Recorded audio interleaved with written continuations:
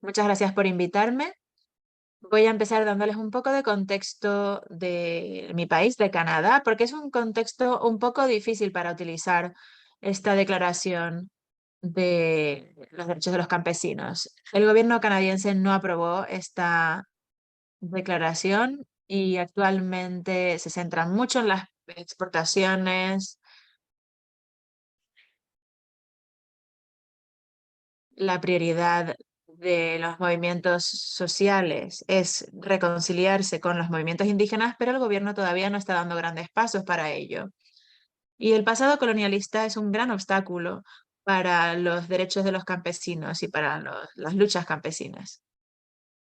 Voy a darles un poco de contexto sobre el potencial político de la implementación más amplia de esta declaración, porque creo que esa es una de las vías posibles para los países en los que no se adoptó la declaración. Esta es una de las vías para generar más debate y más precedentes legales utilizando la declaración. Entonces, voy a darles un ejemplo.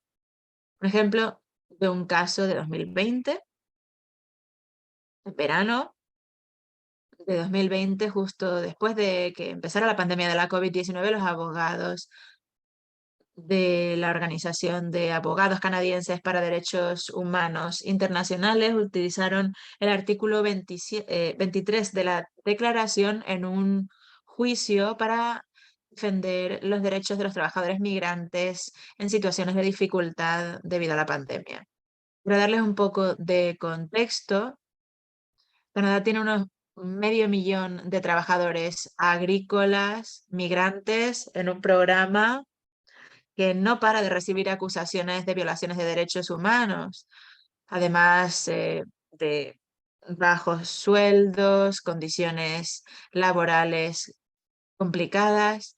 Y al mismo tiempo, Canadá depende de estos trabajadores agrícolas para garantizar el suministro de alimentos, pero no reciben sueldos justos, no tienen acceso a los recursos, a los servicios sociales.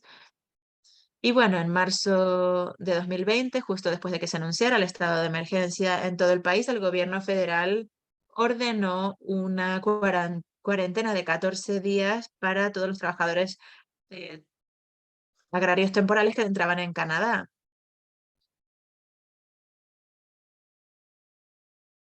Y se obligó a que hubiera una distancia de 2 metros entre trabajadores. Por lo tanto, el número de personas que podían alojarse en el mismo lugar se reducía.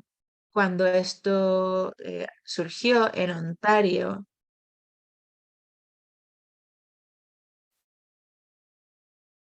se presentaron dos planes inadecuados a las autoridades sanitarias antes de solicitar una vista debido a las normas de salud pública que se habían implementado en la que se limitaban el número de trabajadores que podía haber en un mismo lugar. Los requisitos de este plan de aislamiento limitaba el número de personas que podían quedarse en el mismo lugar. Alegaron que esto era arbitrario y que esto suponía una amenaza para el suministro de alimentos de Canadá. Dijeron que no habían podido conseguir que entrara tantos trabajadores migrantes y eso ponía en peligro el suministro de alimentos. Por su parte, los juzgados de Canadá dijeron que las directrices indican que el número de trabajadores que tiene que haber por metro cuadrado se debe al riesgo que suponen para los otros y para la población. Si hay un mayor número de personas alojándose en el mismo lugar, se plantea una amenaza a la población, sobre todo para una comunidad que ya es vulnerable. Con con su sentencia, el tribunal cita por primera vez la Declaración de Derechos de los Campesinos. Y es muy importante cómo citaron la declaración. dijeron, la Declaración de las Naciones Unidas de Trabajadores Rurales forma parte de de un organismo de Naciones Unidas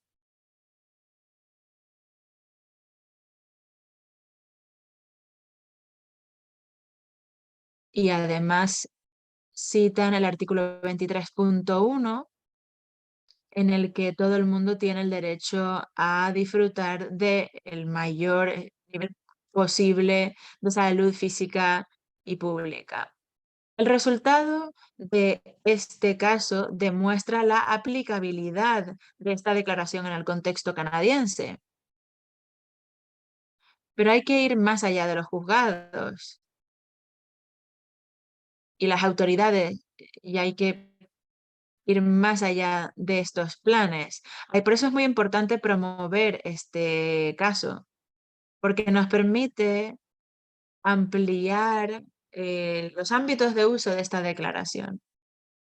Ya hay casos, ejemplos de casos en los que se han utilizado esta declaración y cuantos más casos de referencia haya, más fácil va a ser utilizar esta declaración, sobre todo en países como Canadá, que no adoptaron la declaración, es una posibilidad para garantizar la implementación de la declaración de formas distintas. Ahí me quedo. Muchas gracias.